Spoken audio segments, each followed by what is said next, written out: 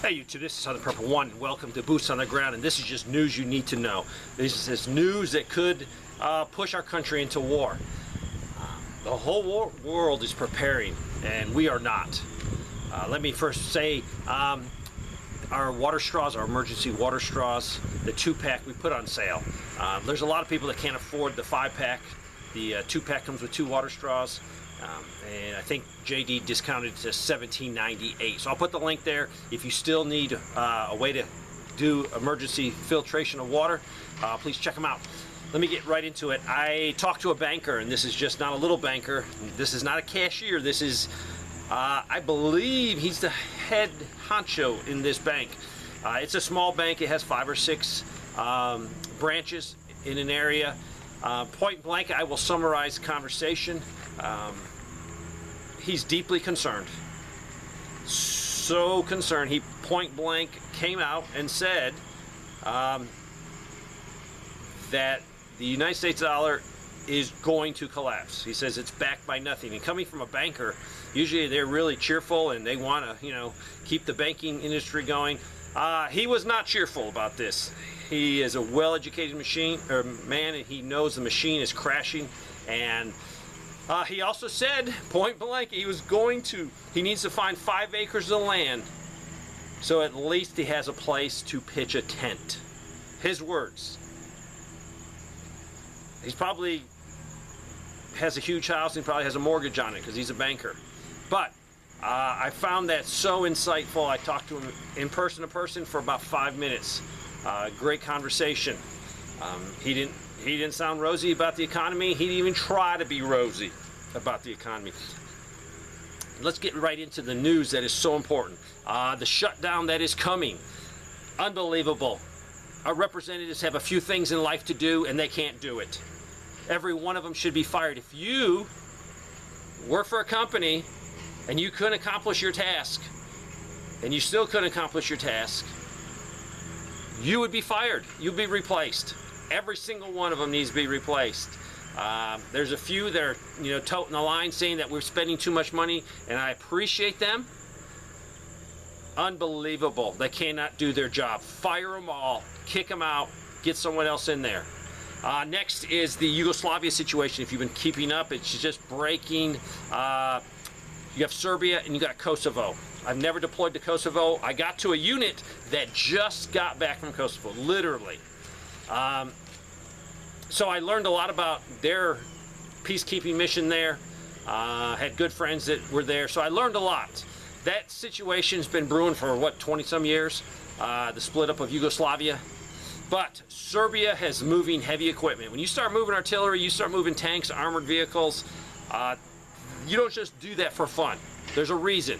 Now, if you think back, was it 4 months, 5 months, somewhere back then, Serbia makes ammunition that they use for their military. They also use for civilian purchases all over the world. And the United States buys a lot of that.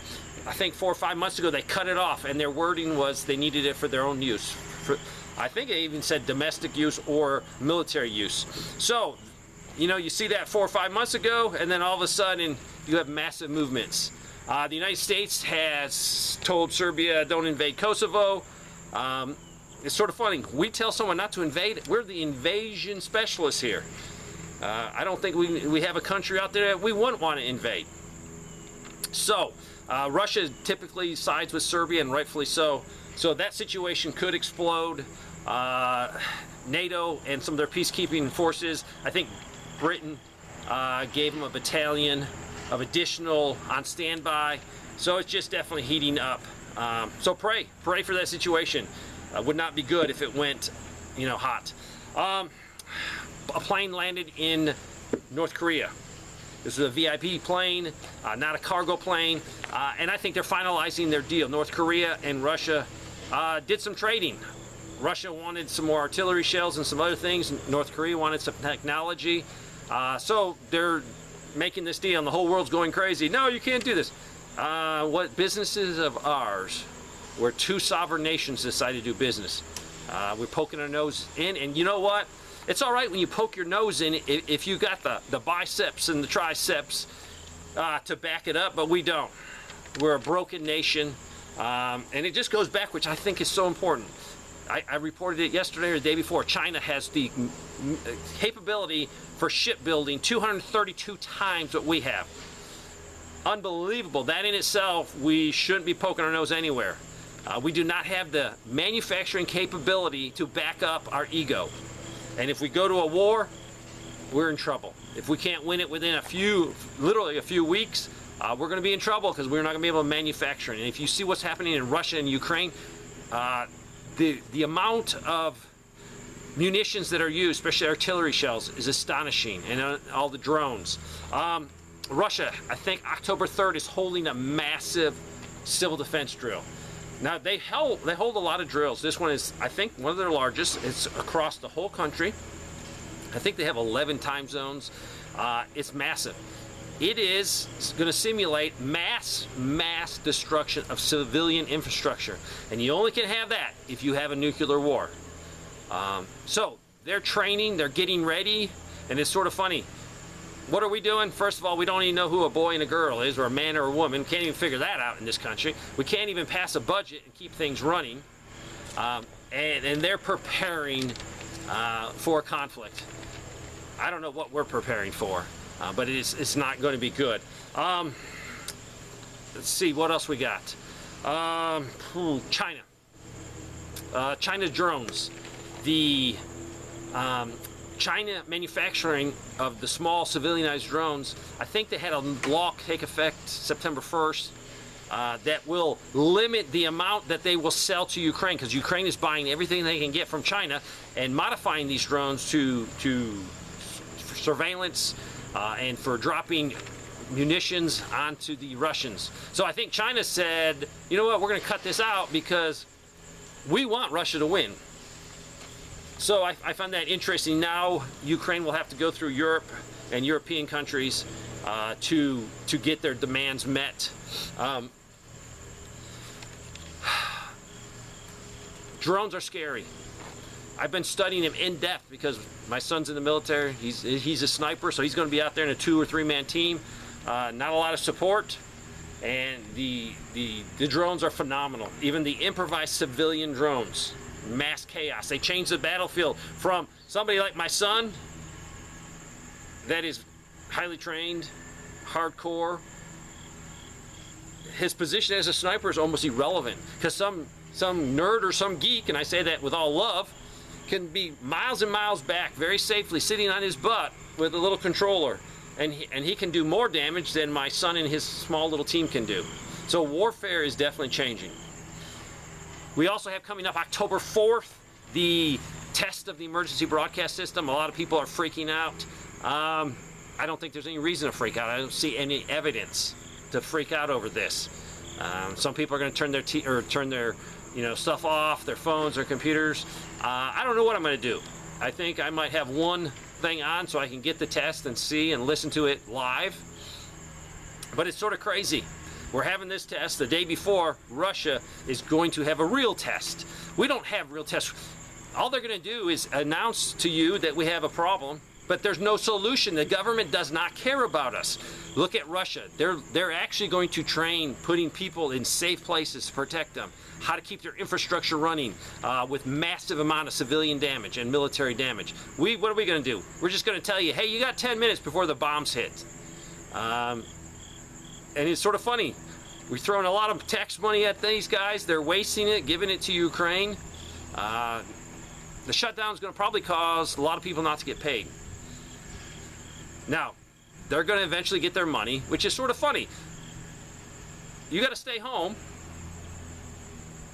but when you come back to work, we're going to pay you. So if it's a short term, it's a vacation for these federal workers. So there's really no money saved.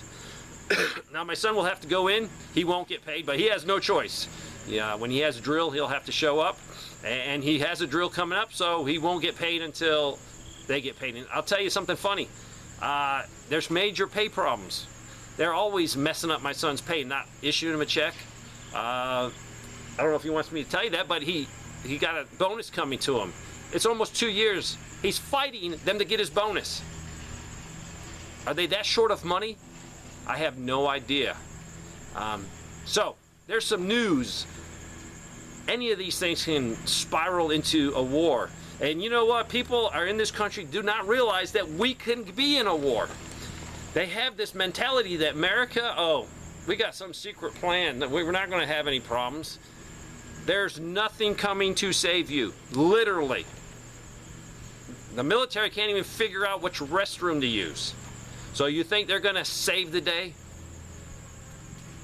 I hope you're preparing. I hope you're prepping. I hope you're putting back. I hope you're seeing danger. I hope you're on the wall looking out and say, there's some danger. I'm going to make some simple, precautionary things in my life. Take care of some things. So if there is problems, I'm not the one hollering for government, or I'm not the one hollering for other people. Help me, help me, help me. I want to be the one that says, hey, you know what? We have a serious situation. It has happened. My family's fine.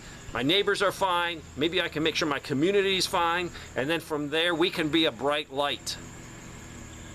I don't want to be the one raising my hand saying, oh, I didn't see this coming. I'm all jacked up and I don't even have food to feed my family.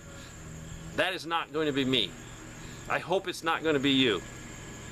Do not get the attitude that we're Americans and nothing bad can happen to us. Our country could cease to exist tomorrow. It could be done militarily. It definitely could be done economically.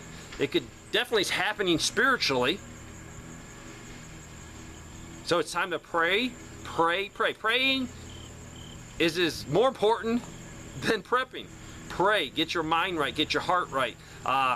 Figure out that it's through His strength, the Lord's strength, that gives us the ability, the financial resources to prepare for bad times. People might watch this and say, I've had people that aren't preppers watch and say, you're crazy, man, you're a doom and gloomer. No, I'm not a doom and gloomer.